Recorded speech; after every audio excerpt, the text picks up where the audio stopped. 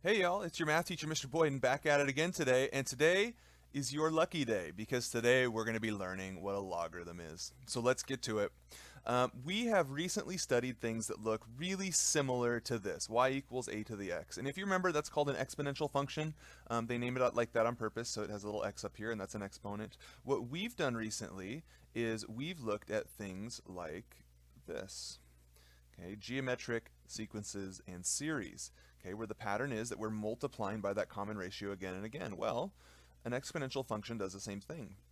And we saw recently in our homework, we had this question's directly from our homework. We got here to the end, and we needed to solve for the exponent, and so we were able to divide out the 2 and simplify that out. But after that, we didn't have a trick to solve for the exponent. And so I said, well, we're just going to have to guess and check.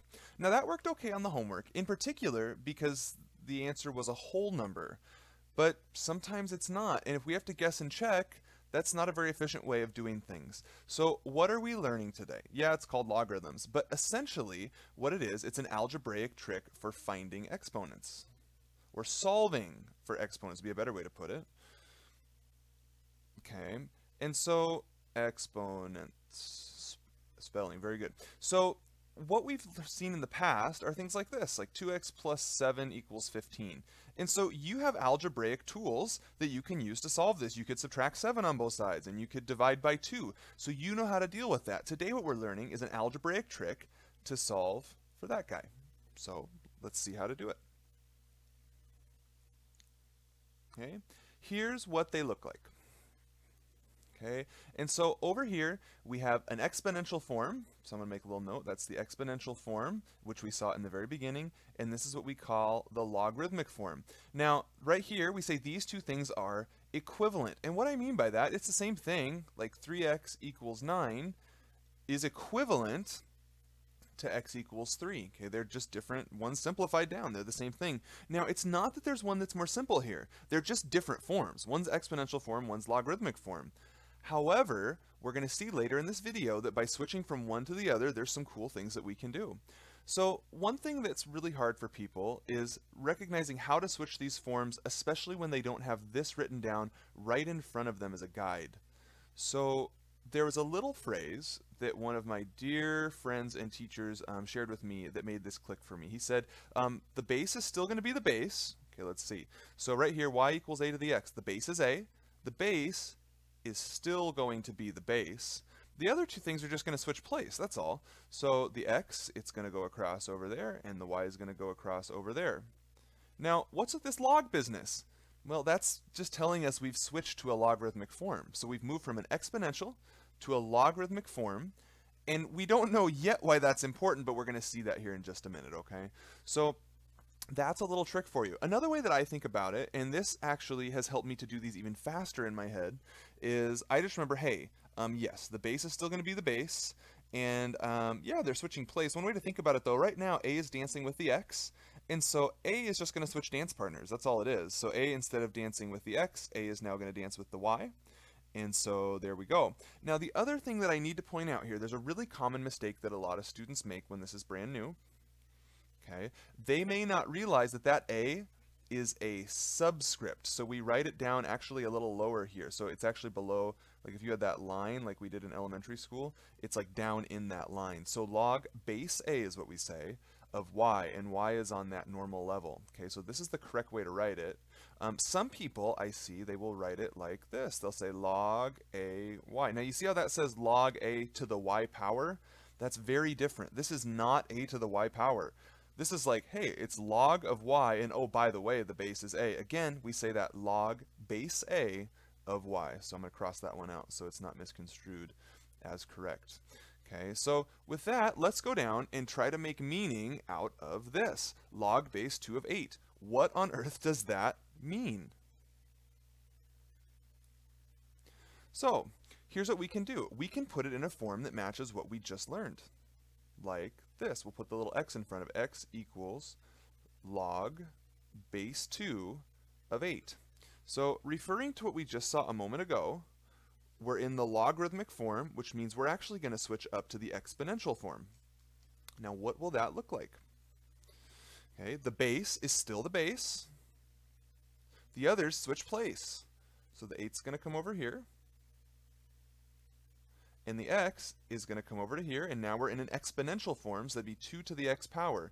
Now that we can figure out with mental math. That's just asking 2 raised to what power gives us 8? Well, 2 cubed gives us 8, which tells us that x equals 3. Now, so for us, that tells us that log base 2 of 8 is 3. So that's the value of it, but that doesn't really answer the question that was asked. We said, what does it mean? So here's the shortcut.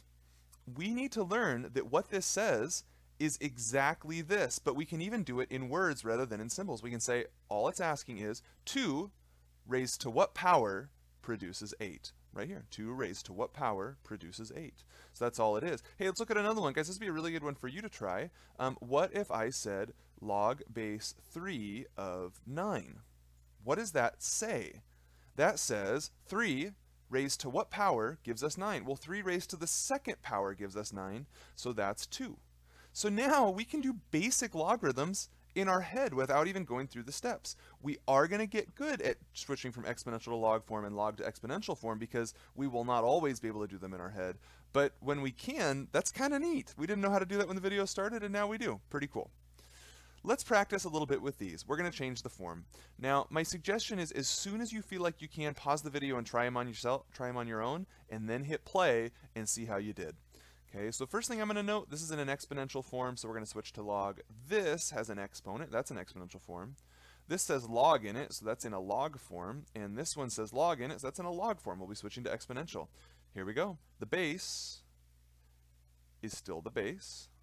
The other two switch place. That's the example we just did, so we can verify that's true. Let's try the next one. The base is still the base. The other two switch place. Done. All right, the base is still the base. The other two switch place. And we can verify on this one that 2 to the 5th power is 32. So that shows us that this was a true statement. What about the last one? I'm going to bring it up here so I have more space. The base is still the base. The other two switch place. So 10 to the 0 equals 1 is what we get. And that's also true. Okay, so that's just how we change form. Just a little bit of practice for us there. Now we're going to actually evaluate some of these. Now, evaluate, all that means, notice the root of the word value. Evaluate. We're going to take this expression and we're going to turn it into a value or a number. Okay, so perhaps these early ones you could do in your head, like, because now you realize that this is asking 4 raised to what power gives us 16. Maybe you already know that's 2. Okay, I'm going to show the steps anyway in a minute, but maybe you already recognize that. Or 4 raised to what power gives us 4? Well, that'd be the first power. So I'm also going to show you the steps. So even if you don't recognize that, that's totally fine. You can still get these right. All we're going to do is we're going to say, hey, log base 4 of 16 equals something. So we're going to put the x there. Then it matches what we learned in the beginning. So the base is still the base. The others switch place. Okay, 4 to some power is 16, exactly like we said here. What power does that? The second power, 4 to the second. So that's how we would get 2. Same thing over here. Okay, x equals log base 4 of 4. The base is still the base. The others switch place. So 4 raised to what power would be 4? Well, 4 to the first power would be 4.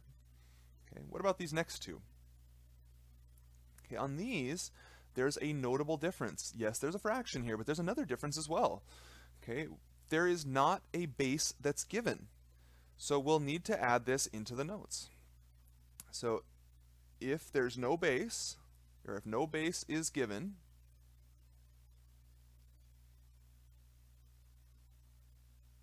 then the base is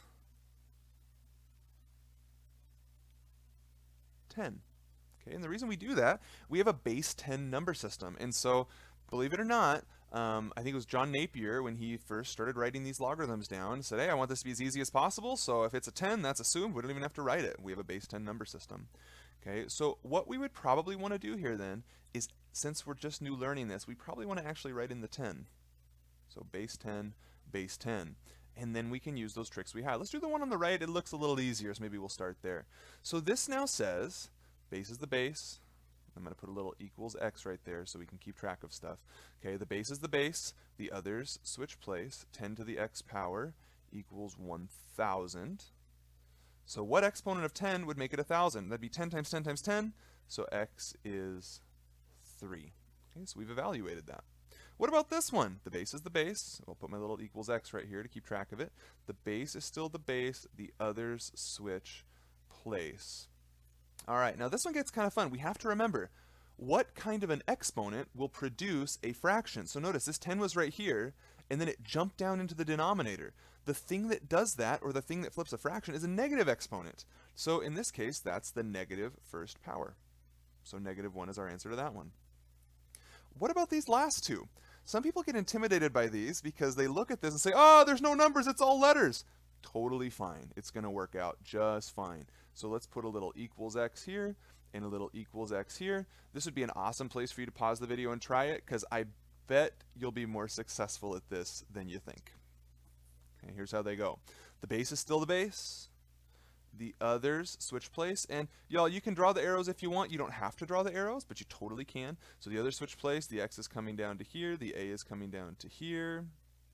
So we have a to the x equals a. Well, what exponent would make that true? It would have to be 1. Now here's why that's interesting. What if I say log base 62 of 62? Do you know what that is?